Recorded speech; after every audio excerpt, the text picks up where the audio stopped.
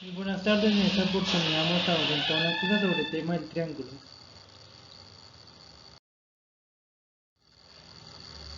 Un triángulo como tal se define como un polígono limitado por tres segmentos de recta que se intersecan dos a dos.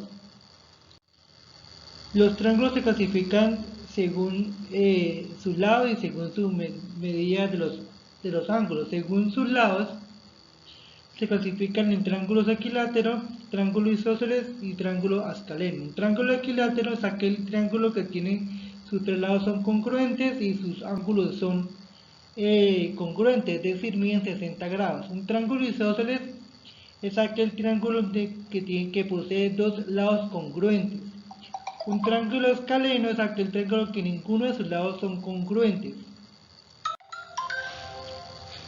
Según la medida de sus ángulos, los triángulos se clasifican en triángulo acutángulo, rectángulo y obtusángulo. Un triángulo acutángulo es aquel triángulo en el cual sus ángulos miden menos de 90 grados, es decir, son agudos.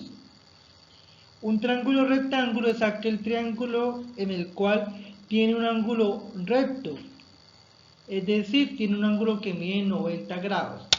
Un triángulo obtusángulo es aquel donde uno de sus ángulos es obtuso, es decir, miden más de 90 grados.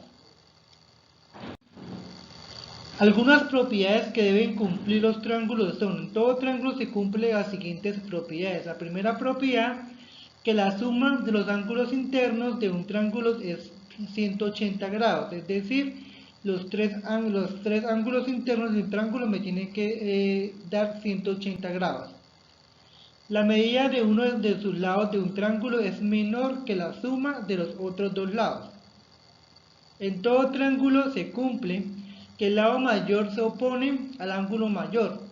De la misma manera, el lado menor se opone al ángulo menor. En todo triángulo se debe cumplir que la medida de un ángulo es igual a la suma de los dos ángulos internos del mismo. Para culminar tenemos un ejemplo donde nos muestran un triángulo PRQ, que está conformado por los tres ángulos internos de 43, 72 y 65. Entonces, ¿qué debemos hacer? Debemos sumar el triángulo PRQ. Se cumple que el ángulo P, el ángulo Q y el ángulo R, la sumatoria debe dar 180 grados. Entonces, como se puede observar, sumamos 43 más 65 más 72 da 180 grados.